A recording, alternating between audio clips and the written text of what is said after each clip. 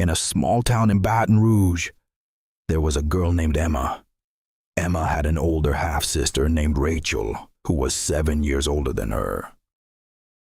Rachel's life had already been tragic before she was even born. Her mother, Diane, had an affair with a wealthy married man from town. Diane knew he had a wife and children, but she believed that if she stayed with him long enough, he would eventually leave his family and provide her with a better life. But when Diane was 5 months pregnant, the man's wife found out. She stormed into Diane's rented apartment and caused such a violent confrontation that Diane had to lock herself inside a neighbor's room to hide. Everyone thought she might lose the baby.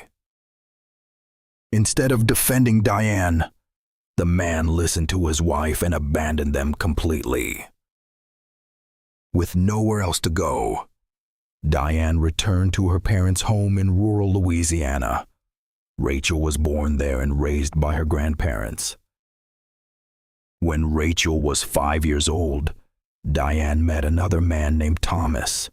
They moved in together but never officially married. Later, Diane gave birth to Emma. But when Emma was only 10 months old, Diane ran away with another man and disappeared, leaving both girls behind. Thomas was left raising 2 daughters alone, one of whom wasn't even biologically his. He became bitter, drank heavily, and often took his anger out on Rachel. One night, while drunk, he smashed a beer bottle into toddler Emma's mouth. Emma was only about 1 or 2 years old at the time. Rachel screamed for help and carried Emma to their grandfather's house. Luckily, the injury wasn't fatal. Years later, Emma joked darkly about it, saying I started drinking before I could even walk. People laughed awkwardly, but back then, everyone in town had been horrified. Eventually, the grandparents took both girls away from Thomas and raised them themselves. As Rachel grew older, she became more and more like her mother. She quit school around 7th grade, spent her time partying, and never helped her grandparents. But despite everything, she adored Emma. She bought her candy, took her places, and spoiled her whenever she could. At 19, Rachel left home and moved to Chicago with some friends. Only a year later, she returned with expensive clothes, gold jewelry, designer handbag, and stacks of cash. People in town immediately became suspicious. How does a girl with no education make that kind of money in 1 year? Neighbors started gossiping. Rachel dressed differently, now flashier, more provocative. Rumors spread that she was working in nightlife clubs or involved in escorting. Later, one of Diane's old friends visited Chicago and claimed she had seen Rachel working at a nightclub connected to organized crime. Soon after, the place Rachel worked at was reportedly raided by gang members, forcing her to flee to another city. The rumors only grew stronger. Emma was bullied constantly at school because of it, but she ignored everyone because Rachel still loved her and regularly sent money home to support the family. When Rachel was about 23, she returned home with an older man named Victor, who was nearly 40. Victor was handsome, well-dressed, and wealthy. Rachel told everyone he was a hotel manager in New York City, earning thousands of dollars a month, a fortune to people in their small town. Rachel bragged constantly, acting superior to everyone around her. A few months later, she became pregnant. Victor was thrilled. He bought expensive supplements, seafood, vitamins, anything he thought would help her pregnancy. He even planned to marry her. But when he brought Rachel home to meet his family, they refused to accept her. Emma never learned the exact reason why, but she suspected Victor's family had discovered Rachel's past. Still, Victor continued secretly supporting Rachel financially. Then, when Rachel was 6 months pregnant, Victor suddenly vanished. No calls, no money, nothing. Rachel cried and screamed that he had abandoned her for another woman. The stress devastated the family. Around that same time, Emma's grandmother became seriously ill and passed away. Only days after the funeral, Rachel went into labor and gave birth to a baby boy. Now there were only 3 people left in the house: the aging grandfather, teenage Emma, and Rachel with her newborn son. Because nobody knew how to care for a recovering mother and infant, the grandfather hired an older neighborhood woman named Mrs. Carter to help. Mrs. Carter was kind and experienced, but Rachel treated her horribly. She insulted her constantly, yelled at her for tiny mistake, and humiliated her in front of everyone at the hospital. One day, Rachel asked Mrs. Carter to buy a specific imported baby formula. The store didn't have it, so Mrs. Carter bought a similar brand recommended by the clerk. When Rachel saw it, she exploded. I told you exactly what to buy. I'm not poor hillbilly drinking cheap garbage. Mrs. Carter tried explaining, but Rachel only screamed louder. This crap is so cheap even dogs wouldn't drink it. The entire hospital room fell silent. Even strangers were disgusted. One woman felt so sorry for Mrs. Carter that she offered to pay her for the day and told her to go home. But Mrs. Carter stayed because she needed money for her grandchildren's school supplies. The next day, Emma searched 6 or 7 stores before finally finding the exact formula Rachel wanted. When she brought it to the hospital, Rachel held it up in front of Mrs. Carter and sneered. See this? This is what I asked for. Poor people wouldn't understand luxury. That was the final straw. Mrs. Carter snapped. I only helped you because I respect your grandfather. You think your money makes you special.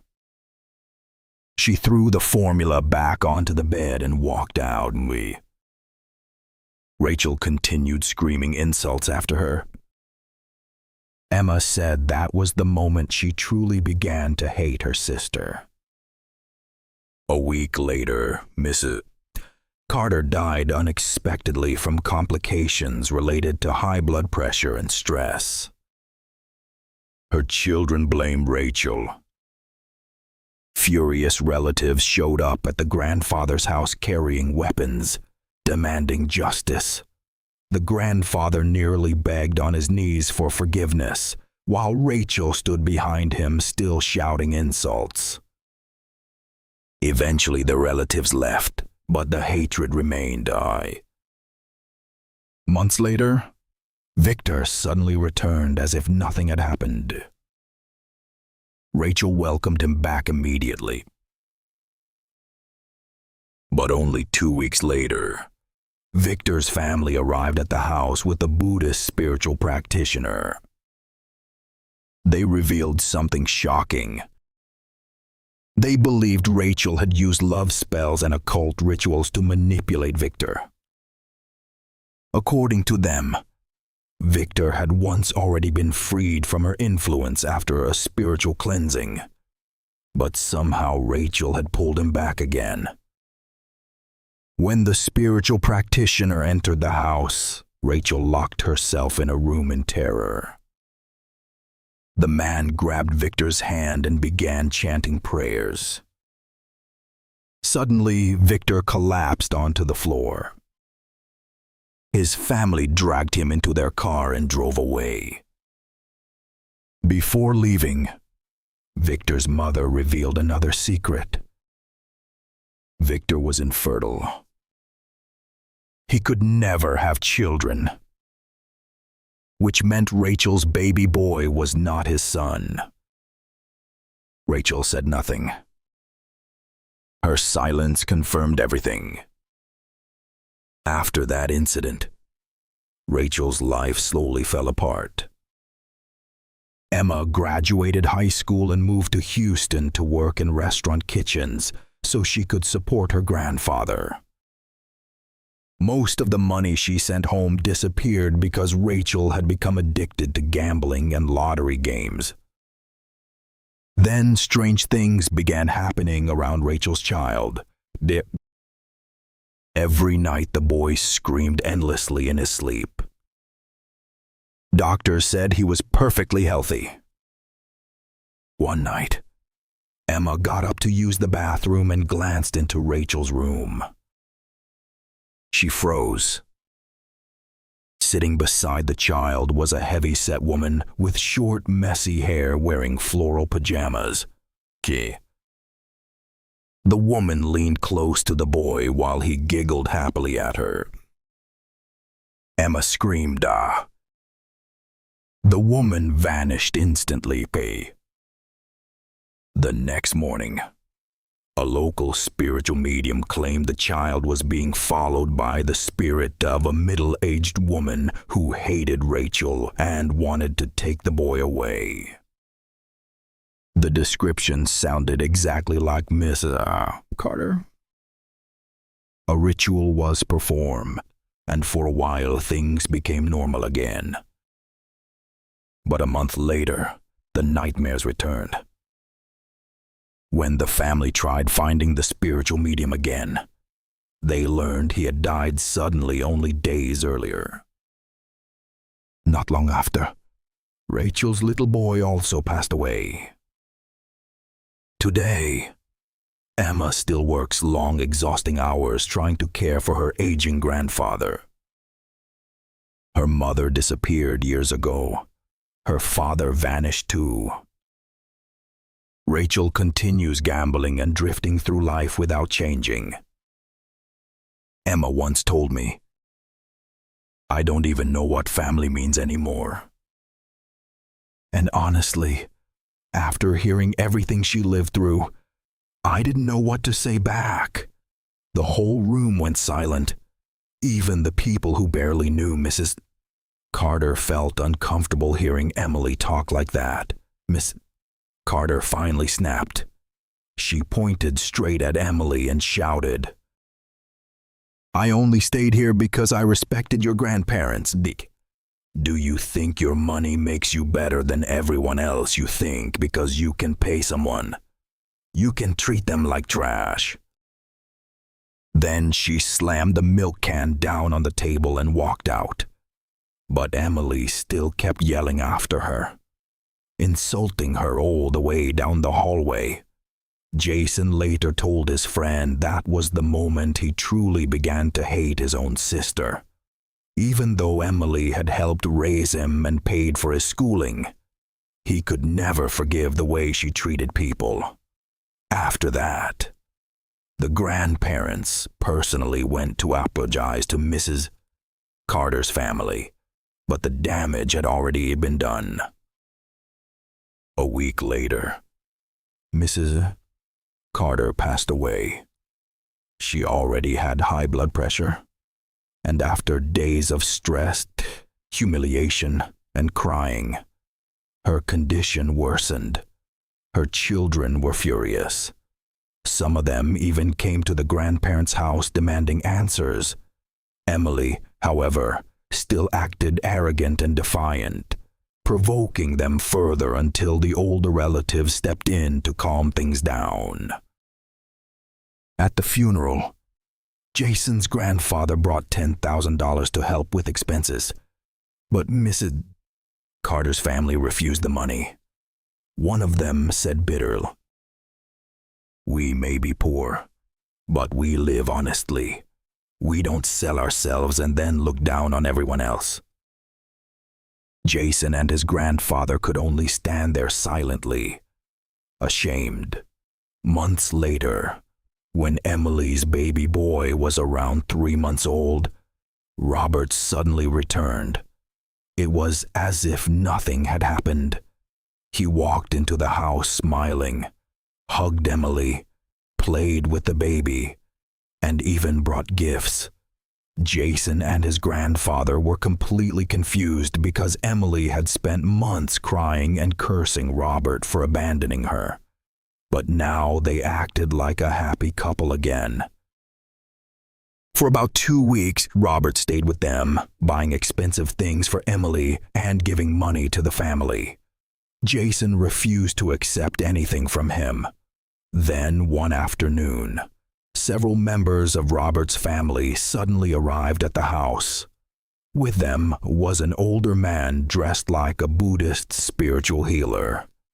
Robert's mother finally revealed the truth. According to her, Emily had used love magic or spiritual rituals on Robert not once, but twice.